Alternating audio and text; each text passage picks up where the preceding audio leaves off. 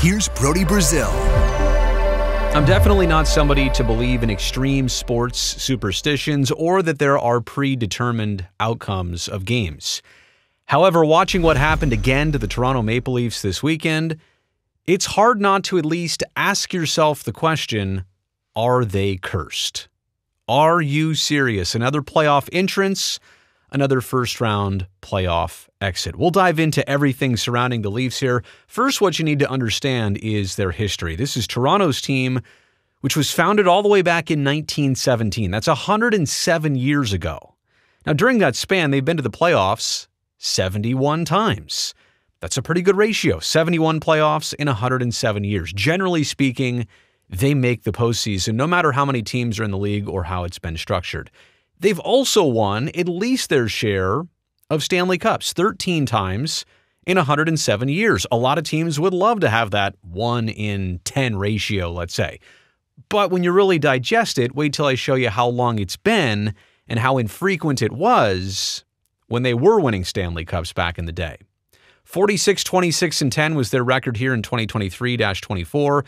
That got them to 102 points. That got them to the postseason. Matthews, Nylander, Marner, Tavares. I mean, they've got great players on this team. They spend up to the cap. They have high expectations for the Toronto Maple Leafs. I mean, look what their players individually and collectively accomplished. I don't have room on this screen for everything that the Toronto Maple Leafs did in this past hockey season.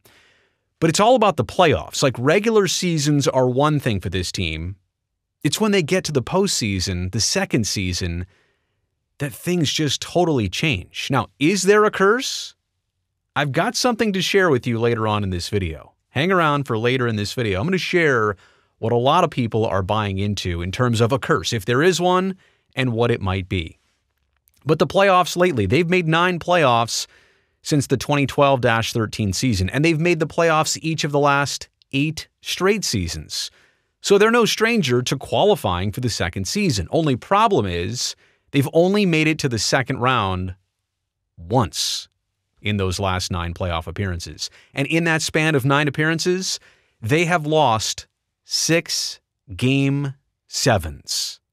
I mean, first off, the bad luck to even have it go 7 or have a series need 7, because it's really hard to advance past the second round and the third round. When you have a 7-game series, you're really exerting yourself, and it really limits the chances of what you can do down the road. But to go to that many Game 7s and to lose 6 Game 7s and 4 times at the hands of the Boston Bruins, kind of unbelievable. The Boston-Toronto misfortune for the Toronto side of it. Toronto has not won a playoff series against Boston since 1959. I'll let you do the math and figure out how many years ago that was. And speaking of 1959 and decades ago, it's been since 1967 that the Leafs have won a cup. I know, they won a lot here, but look at the dates. 1918, 1922, the 30s, the 40s, the 51 season, 62, 63.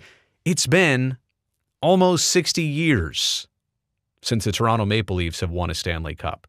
And even when they did win cups, right? Like 1918, and then 1922, but then not again until 32, and then not again until 42, and then 45, 47, 48, 49, 51, and then 9 more years until 62, 63, 64, and a couple years later in 1967, which we'll dive into that 1967 season. That's where the curse lies. What happened after 1967 that has since cursed this Maple Leafs franchise? Because when you see their fans hanging out at Maple Leaf Square in downtown Toronto, and you see that familiar scene of agony, of a last-minute goal, of a game and series-deciding play that goes against the Leafs, time after time after time. I mean, you can feel the frustration and look at that crowd, and it is so hard to watch. I mean, just from a sporting sense. If you're rooting against the Leafs, that's easy for you to say, well, great, who cares? But if you have any compassion or understanding, I mean, they have been through this over and over and over, and they are not the capital city of Canada, obviously. I hope most of you Americans know that. But they are definitely the hockey center of the universe in Toronto. And what their head coach said the other night, after being eliminated here in 2024, I found this among the most interesting things I've heard. It's very evident. Teams play the Leafs. They set up the game for the Leafs to beat themselves. And I thought we did that in Game 3 and 4. We beat ourselves with how we played at home. I thought in Games 1 and 2, parts of 1, but parts of 1 were like 3 and 4. But Game 2 certainly, and 5 and 6.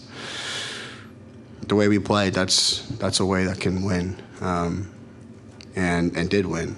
3 of the games in this series, and didn't beat ourselves.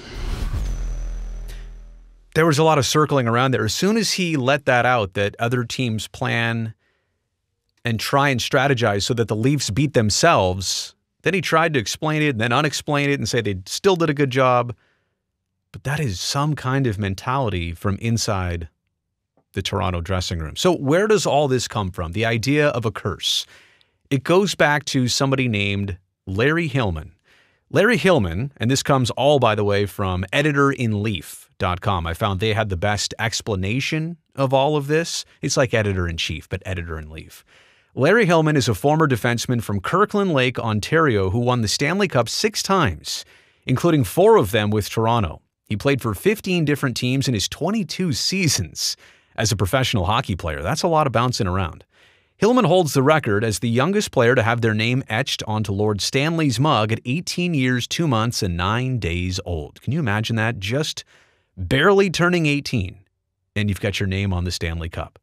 He has also been long suspected of putting a hex on the Maple Leafs. Now, I don't know if he did that intentionally or if this is just his story.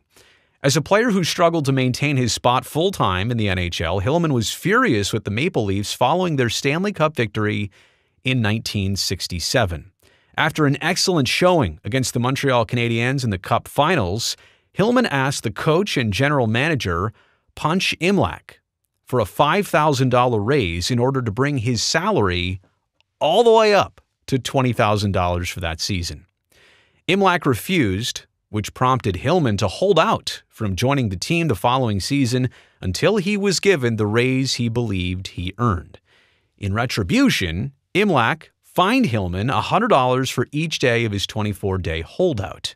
It's $2,400. Hillman was forced to pay the team $2,400, but after doing so, he hexed the franchise until the day they repaid him with interest. This is all pretty crazy, right? What a story this actually is. Interestingly, Hillman chose to lift the curse in 2017. Leafs president Brendan Shanahan then repaid Hillman the $2,400 plus interest. That's a lot of interest over the decades, even in 2017 dollars. So take with that what you will, but here are my takeaways on this entire situation. It's a case of the bigger they are, the harder they fall. Toronto's history, their size, their market, their build as a hockey team, their aim as a group and a franchise, all of those are reasons why times like these are really tough and why times like these really sting if you're a Maple Leafs fan. The history, again, it's been so long since they've won a Stanley Cup. They've been in the running. They've been out of the playoffs in round 1 over and over and over again. It's almost like an annual rite of passage. Their build, they have superstar players, the Austin Matthews of the world, the Mitch Marners of the world, the Nylanders of the world, who should be doing exciting things in the second season, but just can't get over that first round hump. And yeah, the aim of the franchise, like the bar is set ridiculously high in that major market of Toronto. Just making the playoffs 8 straight years, that is definitely not good enough. At this point, it's actually almost going against them to keep making it and to keep having this same result. I should also explain this. My personal opinion and a takeaway is that winning the Stanley Cup is hard, and you shouldn't even have the chance to do it 1 in every 10 years. Quite honestly, there are some dynasty-type teams in other sports, but we know in hockey, I mean, in recent modern times, it's hard to win the Stanley Cup year after year after year. In a hard salary cap era, it's difficult to stay on top of that mountain. But going without the Stanley Cup when you're a team like Toronto that positions itself to win year after year, 60 years in a row, is a very long time. It makes somebody like me following the San Jose Sharks and says it's been 30-something years and they had one crack at it back in 2016. Well, double those 30-something years, and that's when you arrive at about 60 years and understand how long it's been for Leafs fans. Think about it. Most Leafs fans alive right now have no idea what it was like to see their team win a Stanley Cup. I mean, how many of them are, 57 years old, 58 years old? And I guess you'd have to be more like 60-something years old to actually remember them winning their last Stanley Cup.